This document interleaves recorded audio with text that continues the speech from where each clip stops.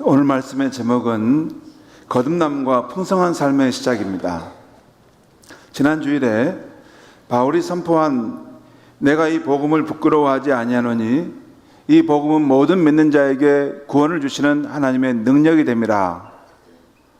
로마서 1장 16절 말씀을 전해드렸습니다. 여기서 바울이 말하는 복음이란 다름이 아닌 우리 주 예수 그리스도라는 말씀을 드렸습니다. 그리고 인류는 여러 방면에서 구원이 필요한 존재임을 말씀드렸습니다. 지난 주일에 본 우리가 전할 하나님의 복음 메시지 그림을 우리가 다시 한번 보겠습니다. 여기 왼쪽에서부터 하나님의 특별한 계획 속에 창조된 인간, 하나님을 떠난 인간, 구원자로 오신 예수님, 풍성한 삶을 얻는 길이라는 것입니다. 이 앞에 두 개는 구약에 대한 이야기고 뒤에 구원자로 오신 예수님과 풍성한 삶을 얻는 길은 신약에 대한 이야기입니다. 이를 보면 구원자로 오신 예수님은 죄와 죽음 심판에 처한 우리 인생을 구원해 주실 뿐 아니라 더 나아가 풍성한 삶을 주러 오신 것임을 알 수 있습니다. 그러면 하나님이 주시려 한 풍성한 삶을 얻는 길은 무엇인가입니다. 예수 그리스도를 믿고 그를 영접하는 것입니다. 이것을 좀 더 확대해서 말씀드리면 성경이 증언하는 이 위에 지금 조금 전에 봤던 이 네 가지 진리를 믿는 것입니다. 이 진리를 나의 관점에서 말씀드리면 이렇습니다. 나는 하나님의 특별한 계획 속에 창조된 존재이다. 그러나 나는 하나님을 떠나 죄 가운데 살다 심판받을 운명에 처하게 되었다. 세 번째는 구원자로 오신 예수님이 십자가 대속의 죽음과 부활하심으로 하나님께 나아가는 길이 되어주셨다. 그리고 네 번째는 나는 예수님을 구주와 주님으로 영접하여 풍성한 삶을 살 수 있다 입니다. 바로 이 네 가지 진리를 진심으로 받아들일 때 풍성한 삶이 시작되는 것입니다. 네 가지 진리. 이것을 어떤 개념적으로 교리적으로 이것을 받아들인다는 게 아니고 이 성경에 증언하는 바의 실체이신 하나님과 또 예수님, 하나님은 우리를 사랑하셔서 그의 독생자 예수님께 이 땅에 오셨는데 우리가 받을 죄의 심판을 받아 십자가에 피 흘려 죽으시고 그런데 3일 만에 다시 부활하셨고 지금도 살아계시다는 것입니다. 그리고 사도들을 보내서 예수 그리스도의 복음의 말씀을 온 땅에 전한다는 것입니다. 지금도 이 전도자를 통해 역사하시는데 그 전도자를 세워서 파송하고 복음의 말씀을 듣게 하신 그 예수 그리스도, 그분을 나의 구원자로 또 나의 인생의 주님으로 영접할 때 그 인생의 구원함이 일어난다는 것입니다. 풍성한 삶이 시작된다는 것입니다. 여기까지가 지난 주일에 말씀드린 복음 메시지였습니다.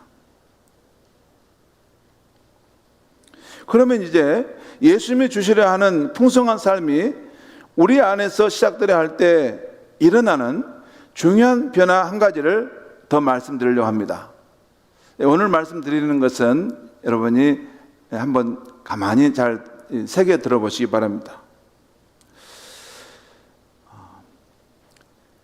주님이 주시려고 하는 풍성한 삶이 우리 안에 시작되려 할 때 일어나는 중요한 변화 한 가지인데 그것은 우리가 예수님을 나의 구주와 주님으로 영접할 때 성령이 오셔서 내 안에 죽은 영을 다시 살리시는 것입니다. 이 앞에서 본 복음 메시지에 따르면 저기 두 번째 있죠. 하나님을 떠난 인간에 보면 모든 사람이 죄를 범하고 하나님의 영광에 이르지 못했다 하겠습니다. 그리고 죄의 싹선, 죄의 대가는 사망이라는 말씀을 성경의 진리를 말씀했죠. 그런데 하나님을 떠난 인간이 겪는 죽음에는 한 가지만 있는 게 아니라 세 가지가 있습니다. 이것이 성경의 진리인데, 첫째는 영적인 죽음입니다. 하나님과 분리되어 그 영적인 생명이 죽어버린 것입니다.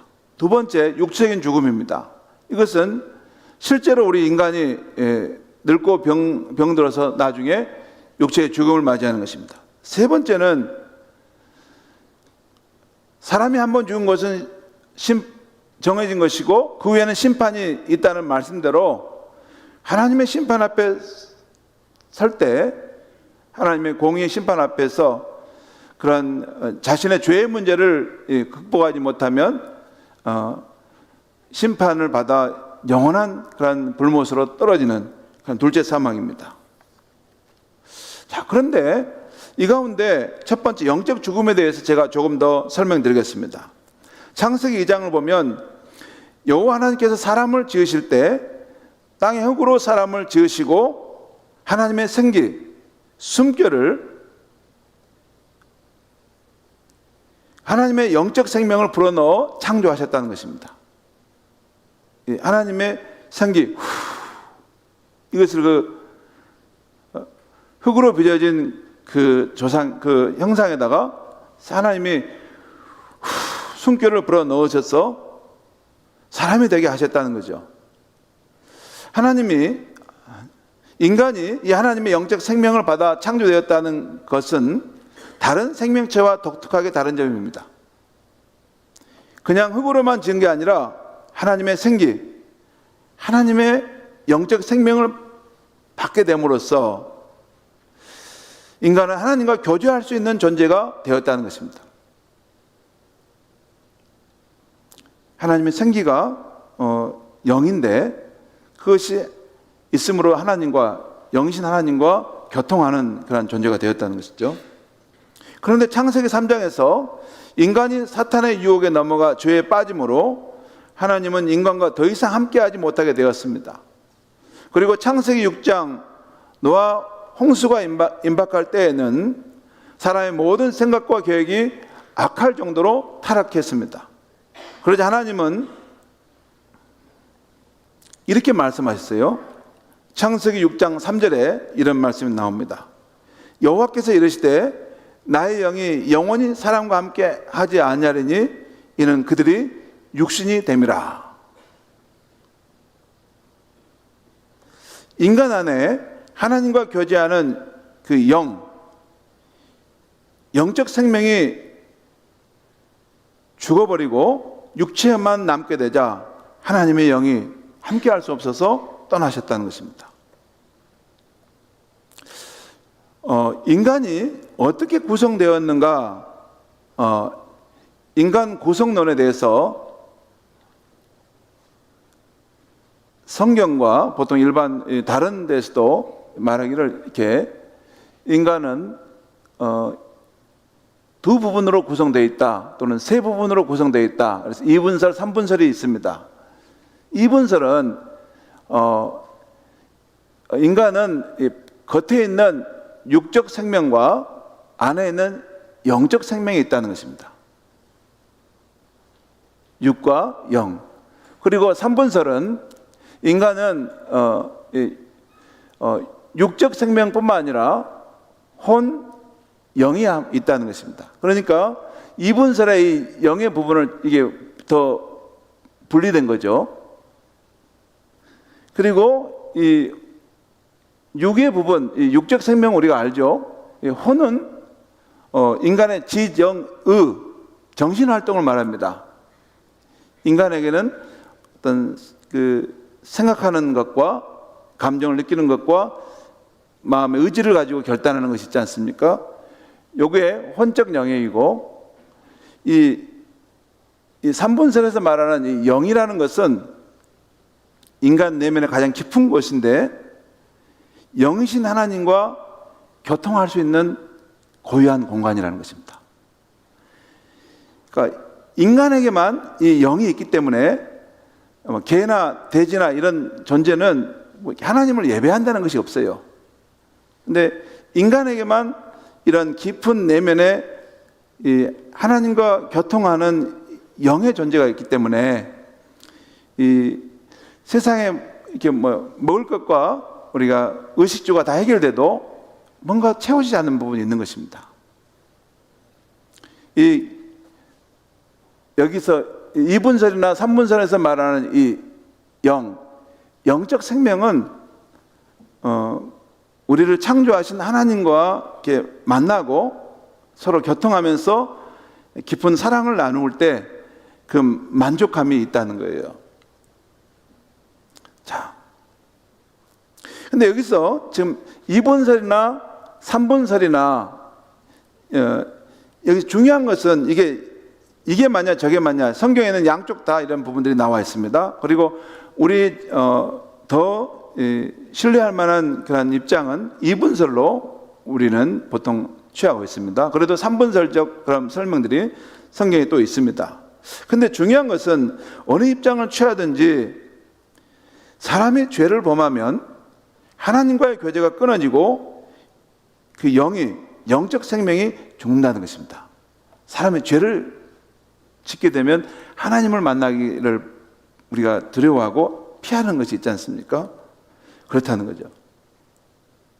그리고 이렇게 사람이 죄를 지음으로 하나님과의 교제가 끊어지게 되고 그러면 이제 사람들은 삶의 목적과 의미를 알 수 없게 됩니다.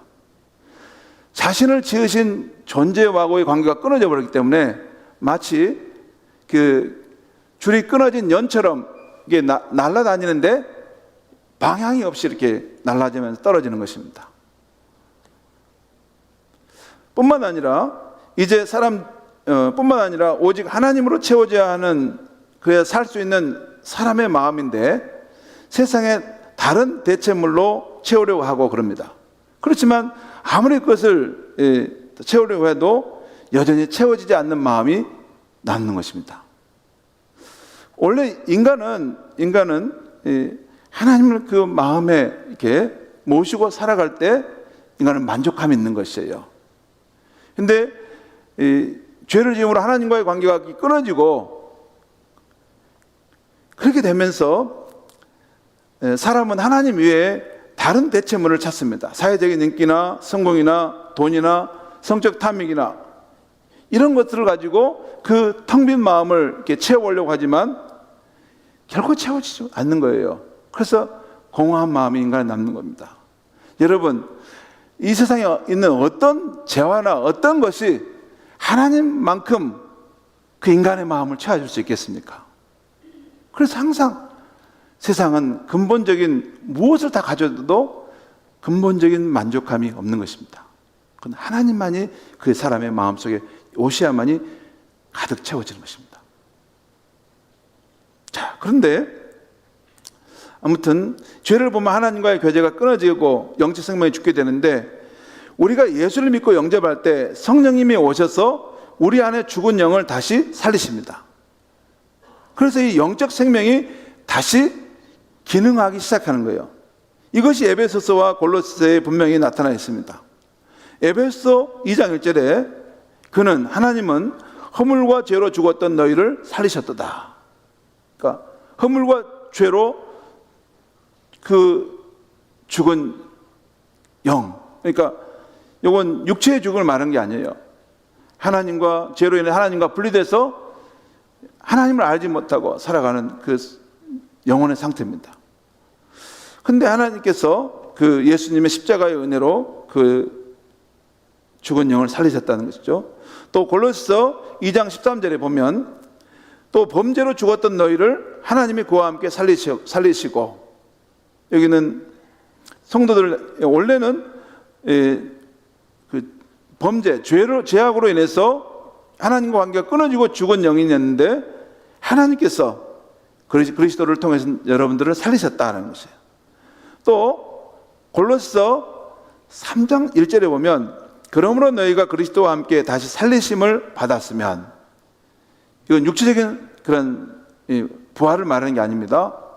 영적으로 죽었는데 영적으로 다시 살게 되었으면 이제 위의 것을 찾으라. 거기는 그리스도께서 하나님 우편에 앉아 계시니라. 여러분, 이것을 오늘 요한복음 3장에서도 예수님은 그 유대인의 지도자 니고데모에게 말씀하고 계십니다. 예수님은 니고데모에게 사람이 거듭나지 않으면 하나님의 나라를 볼 수 없고 하나님의 나라를 들어갈 수 없다 하십니다. 여기서 거듭난다는 말이 이게 기독교의 독특한 표현인데요. 이 말을 이 단어는 이렇게 번역할 수 있어요. 그냥 다시 태어난다는 거예요. 여러분, 저와 여러분은 지금 부모로부터 이 자연적인 생명을 받아 태어났죠. 지금 우리는 태어나 살고 있지 않습니까? 근데 이 육적인 생명 말고 다시 한번 우리가 태어나야 한다는 것입니다. 그래야 진정한 기독교인이 된다는 것이에요. 여기서 거듭난다는 것은 다시 태어난다는 의미도 있지만 하늘로부터, 위로부터 다시 태어난 존재가 된다. 그것은 하나님께로부터 태어난다, 생명을 얻는다는 그런 의미가 있습니다. 사람이 이 세상에 태어날 때 육체를 입고 나옵니다. 그런데 기독교인이 되려면 그 사람의 안에 영이 다시 태어나야 하는 것입니다. 그러니까 사람은 육적 생명을 갖고 태어나는데 그 출생만 갖고는 영적인 하나님의 나라를 볼 수 없는 것입니다. 영적인 하나님의 나라도 들어갈 수 없는 것입니다. 그 사람 안에 죽어있는 영적 생명이 다시 살아나는 거죠.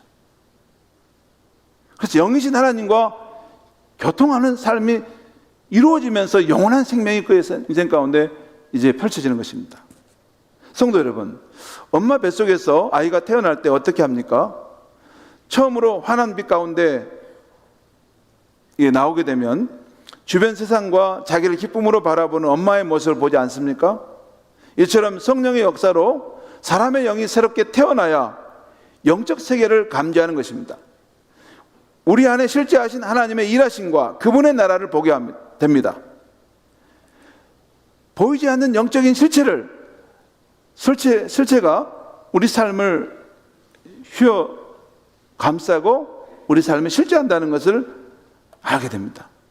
예수님은 오늘 5절 말씀에서 사람이 물과 성령으로 태어나야 하나님의 나라에 들어갈 수 있다고 말씀하고 있어요. 여기서 성령은 우리가 알겠죠. 성령은 누군지. 근데 물은 무엇을 말하는가? 물은 하나님의 말씀을 뜻합니다. 이게 학자들의 공통적 의견입니다. 그래서 베드로전서 1장 23절에 보면 너희가 거듭난 것은 살아있고 항상 있는 하나님의 말씀으로 되었다라고 합니다. 그러니까 거듭난 것은 하나님의 말씀으로 됐다는 거죠. 자, 그러니까 우리가 영적인 생명을 갖게 되려면 이 물과 성령, 그러니까 하나님의 말씀과 성령의 역사하심이 있을 때 거듭난 영적 생명을 갖는다는 것이에요.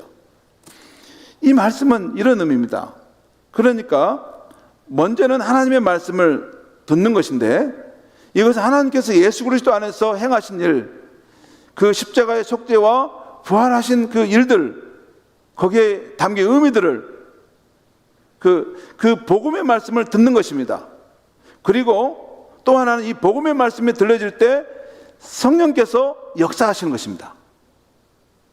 전도자가 복음의 말씀을 전했는데 그 순간에 성령께서 역사하신다는 거예요.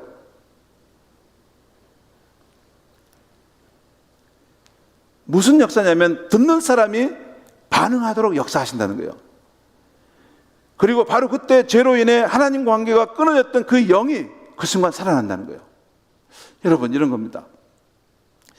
우리가 전도자를 통해서 하나님의 복음을 들어요. 그런데 전에는 하나님이 계시다는 것도 믿지 않고 자기가 세상에 하나님이라고 살았던 사람인데 그 말씀을 들을 때 천지 만물을 창조하시고 또 이 우주를 지으신 하나님이 계시는데 그분이 나를 사랑하신다는 거예요. 근데 내가 그분을 거역하고 불순종하며 삶을 살았는데 그 하나님이 나를 사랑하셔서 그 독생자를 보내서 그 십자가에 피를 흘려서 죽기까지 나를 사랑하시고 구원해내시고자 하셨다는 거예요. 그런데 그 말씀을 들었는데 성령께서 그 영혼을 톡 칠 때 그 영혼이 그것이 깨달아지는 거예요. 이게 믿음이 생기는 거예요. 아, 진짜 하나님께서 나 같은 죄인을 나같이 정말 하나님께 없다고 말하고 불순종하고 거역하며 살았던 나 같은 사람을 사랑하셔서 그 독생자를 보내주셨는가? 그러면서 지나온 나의 삶의 모든 여정이 주마등처럼 떠오르면서 그 모든 과정이 하나님의 사랑이었고 나를 구원하기 위한 섭리의 손길이었다는 것이 깨달아지는 거예요. 그때 그 죽은 영혼이 살아나면서 하나님께 반응하기 시작하는 것입니다. 그것을 누가 행하시냐? 성령께서 행하신다는 거예요. 복음 전도자가 그 복음의 말씀을 전하지만 누구는 그것을 들을 때 그냥 아무 일이 없는 것처럼 지나가지만 누구는 그 말을 들을 때 그것이 나를 위한 하나님의 놀라운 사랑이라는 것을 발견하는 것이죠. 그건 성령께서 그 사람의 듣는 사람의 마음에 반응을 일으키는 현상인 것입니다. 이렇게 복음 전도자가 들어준 하나님의 말씀과 성령의 역사하심으로 우리 안에 죽었던 영이 살아나고 영적 생명이 시작되는 것입니다. 성도 여러분, 갓난아이가 태어날 때 그 아이가 하는 일은 거의 없습니다. 거의 산모가 다 하죠. 신생아가 단 하나 하는 것이 있다면 엄마의 몸의 움직임에 자신을 맡기는 것입니다. 우리가 영적으로 태어난 것, 우리의 죽은 영혼이 다시 영적 생명을 얻는 것은 여러분 이 전적으로 하나님께서 행하시는 것입니다. 삼위 성부 성자 성령 하나님께서 우리의 삶 속에서 행하시는 거예요. 그럼에도 불구하고 거듭나기 위해서 우리가 한 가지는 꼭 반응해야 하는 것이 있어요. 그래서 하나님께서 예수 그리스도 안에서 나를 구원하기 위해서 행하신 일들을 진심으로 믿는 것입니다. 특별히 내가 지은 죄에 대한 그 애통함, 그리고 십자가, 그 예수의 십자가 보혈로 제사함을 받은 것에 대한 깊은 그 감사가 우리 마음속에 일어나야 하는 것입니다. 그리고 내 안에 예수님이 성령으로 오신 것을 인정하고 주님으로 모시는 것입니다. 이러한 나의 반응은 내 안에 하나님과 교제할 수 있는 영적 생명을 탄생시키시는 성령의 역사하심에 내가 반응하는 것입니다. 여러분, 요 부분을 목사님 무슨 그런 말씀하세요? 머리 아프게. 아닙니다. 이 부분을 이 세계가 열리지 않으면 여러분의 이 신앙이 더 깊은 세계로 들어갈 수 없습니다. 아무튼 성령의 역사하심으로 우리의 죽은 영이 거듭나는 것은 너무나 신비 중의 신비입니다. 우리의 머리로 이성으로 이해하기 어려운 영역이에요. 그럼에도 불구하고 분명히 성령의 역사하심으로 우리 안에 영적인 생명, 그 죽은 영이 다시 회복되는 그런 사람이라면 그의 삶에 변화가 일어나기 시작합니다. 그건 숨길 수가 없어요. 그의 삶의 변화는 무엇보다 그 영혼 속에 제사함의 은혜가 임함으로 천국이 그의 마음에 임하게 되는 것입니다. 이제 그의 인생은 감사가 넘치고 어둠이 물러가고 기쁨이 찾아오는 것입니다.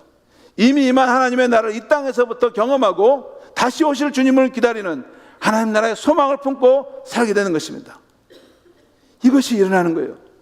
그리고 무엇보다 예수님을 나의 주님으로 자연스럽게 고백하고 하나님을 나의 아버지라고 자연스럽게 고백하고 기도할 때 진짜 하나님이 내 아버지처럼 나의 기도를 받으시고 내 영혼을 위로하시는 깊은 손길을 경험하게 되는 것입니다. 그리고 무엇보다 영이신 하나님과 더욱 사귀고 싶어하고 그 하나님과 더욱 사랑하는 관계로 발전하고 싶어서 영이신 하나님을 갈망하며 더 찾게 되는 것입니다. 여러분, 모든 복음 전도지의 마지막에 보면 예수님으로 인해서 하나님과 새로운 관계를 맺게 된 우리가 더욱 풍성한 삶을 사는 방법이 나와 있어요. 이런 것들이 나와 있습니다. 여기 보면 풍성한 삶을 사는 길, 하나님의 일, 하나님의 백성과 함께 모여 예배하고 교제를 나누십시오. 이 하나님을 알아가기 위해서 성경을 읽으십시오. 3. 계속적으로 기도로 하나님께 나아가십시오. 4. 당신의 길을 하나님께 맡기십시오. 다른 사람을 그리스도에게로 인도하십시오. 여러분, 이 부분은 종교인은 해당되는 말 아닙니다. 그러니까 교회를 나오는데 정말 예수를 믿고 그 안에 예수님이 성령으로 오셔서 역사하신다는 것이 없는데 그냥 교회 나올 수 있습니다.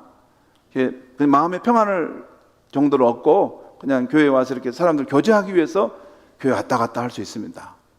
그런 분들에게는 이 말씀이 의미가 없습니다. 이 풍성한 삶에 대한 이 길은 그 안에 예수를 믿고 영접할 때 성령이 오셔서 그 죽은 영혼을 살리시는 영적인 생명이 시작된 사람이 저 말씀을 근거로 해서 하나님과의 더 깊은 생명의 관계로 더 성장해가는 것이 말씀하는 것입니다. 성도 여러분, 예수님께서 우리를 죄를 대신하여 십자가 형벌을 받으신 것은요, 우리가 용서함을 받아서 우리가 어떻게 살다가 죽으면 딱 하늘나라 천국에 한번 딱 가는 거, 그런 거 아닙니다. 그것은 기독교를 너무나 가볍게 생각하는 것입니다. 그렇게 가는 게 아니고 예수께서 우리를 대신하여 그 십자가 형벌을 받으시고 우리를 죄 용서받게 하신 것은 궁극적으로 우리가 하나님께 나아가 바른 관계를 맺고 새로운 삶을 살도록 하신 것입니다.